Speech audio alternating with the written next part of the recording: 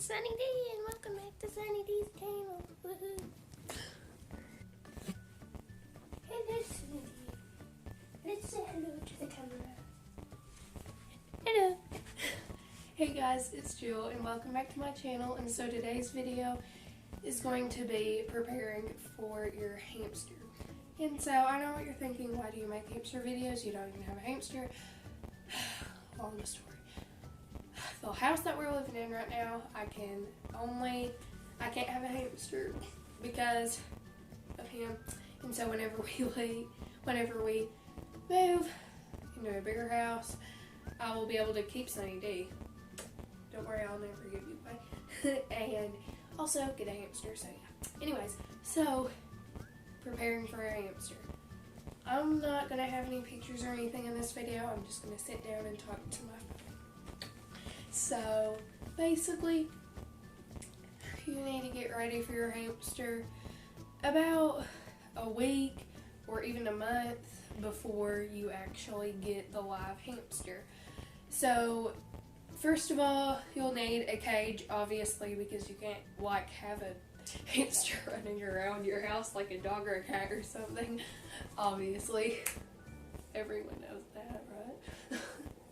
So anyways, I hope you know that because 4-year-olds should know that. But anyways, you need a cage, and it needs to be approximately 20 gallons, but you should definitely go above 20 gallons because the bigger the better, and that is not including levels. It's perfectly fine to have no levels in a cage whatsoever and just have it just a big see-through tank cage. You can make DIY cages out of tables and plexiglass and Tupperware bins and all kinds of things. So yeah, there are very cheap good cages and there are very expensive good cages. There are a lot of cages out there in this world, so I can't even name them all. And there are also some bad ones like Critter Trail cages and the OVO cages, which you can connect them to big cages and stuff, which is okay, but you just can't have them by themselves. And so yeah, that's all I'm going to say for the cages. And the next thing that you'll need is bedding. You cannot have cotton bedding or fluff bedding or whatever they sell at the pet stores, because the cotton bedding, it can get tied around the hamster's limbs and cut off circulation, and if they eat it and ingest it, it could cause blockage and all that nasty stuff, so that's not good. And you also want to stay away from pine and cedar bedding, and also all scented beddings. I know right now that the pet stores have started selling this lavender scented hamster bedding, but it is not good, the scented beddings, because if they smell it, it's really strong and just not good for them, gives them headaches and all kinds of stuff, because whatever we smell, the hamster smells even stronger, twice as more stronger, and it's just not good. So definitely stay away from all scented beddings.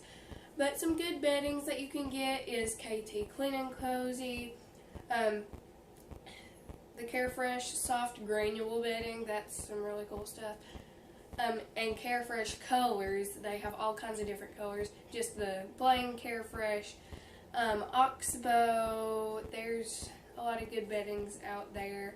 And you can also make your own bedding. You can tear up shredded paper in a paper shredder or toilet paper or paper towels or something and make really nice bedding. So yeah. And once you get your bedding, the next thing that you will want to get is chew toys. There's nothing around it. You just have to have chew toys for your hamsters to chew on, to wear down their teeth so their teeth don't overgrow, because hamsters' teeth can overgrow, and sometimes if it's really bad, it could go up into their brain, and it's just terrible what happens sometimes. So you definitely need some chew toys.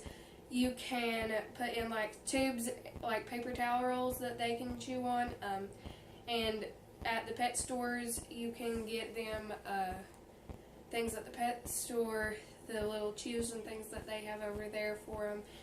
And carrots is also something very good for hamsters. If you want to chop up a couple carrots and put it in there, those are really good. And there are some edible hideaways, which are also very good.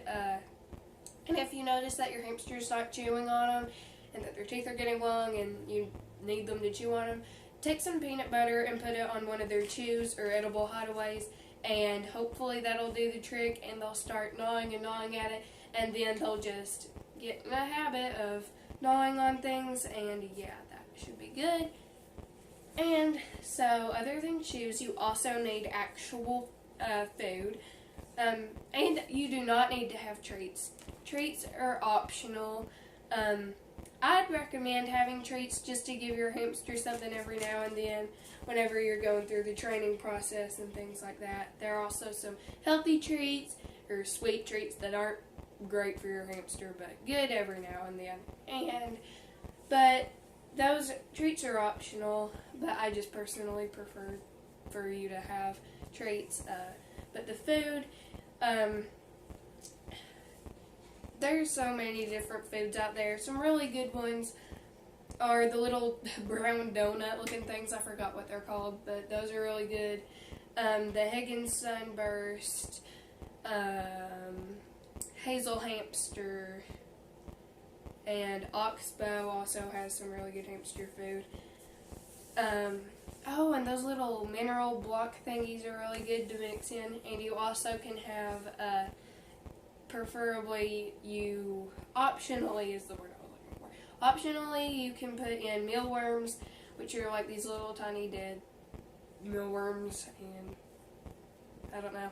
I never fed those to my hamster, but they're optional. And so, yeah, and you also need to put in some fruits and vegetables, not like a overload amount. I know that for rabbits and guinea pigs, they need a lot of fruits and vegetables. That's like the main thing that they eat is a lot of fruits and vegetables. But hamsters, you only want to give them a little bit of fruits and vegetables, like just a little bit per day. So, yeah, and next up, you do need to provide them with obviously a food dish and a water bottle, which I'm not going to critique any water bottles because water bottles are just water bottles. So yeah, they can come in really big ones for like rabbits and guinea pigs and things that are like that big. And they can also come in these tiny little things for like tiny dwarf hamsters and mice and stuff. And they're really tiny, cute and tiny, but anyways. And so, yeah, and also for preparing for a hamster, you also need the money. You need to think, am I going to have enough money to buy all this? Am I going to have enough money if my hamster just might get sick or something with wet tail or something? So yeah, hamsters don't get sick really. So, but you do need money to take them to the vet just in case. Oh, and wheels is another thing. Wheels, you need to make sure that you get a good wheel. And for Syrian hamsters, you might want it to be a little bit bigger. I don't know the exact measurements. I'm terrible at math. Oh, there's a wheel right here. I'll just show you like this. Okay, so this wheel right here is, okay, so this is it compared to my hand. So yeah, it's about the size of my hand. It is a silent spinner, which are really good because you can't hear your hamster spinning on it at night. But these are good for dwarf hamsters. I know that you see those little tiny wheels at the pet stores that are like tiny and they're like that big and they're so cute and all that. But really, for even dwarf hamsters, I know even the robo hamsters, those are too small, just because it arches their back a little bit, and that's certainly not good for them. You might be able to fit a really small robo dwarf hamster in there, like the litter or something, and it would be fine. But for Syrian hamsters, you need something bigger than this. But this is really good for dwarf hamsters. But for Syrian hamsters and Chinese hamsters, you want something like bigger than this. About, like, you can get some that are about that big. You can get some that are about that big that are good. I don't know. I'm awful at math. I don't know. But anyways, but these are good for dwarf hamsters. Basically, anything bigger than this is good for Syrian and Chinese hamsters. So let me just put this wheel back, and that is basically all the things you need for your new hamster. And also, you need to also go through the training process, especially if your hamster is skittish or shy, or even bites you. So there's other videos for that kinds of stuff.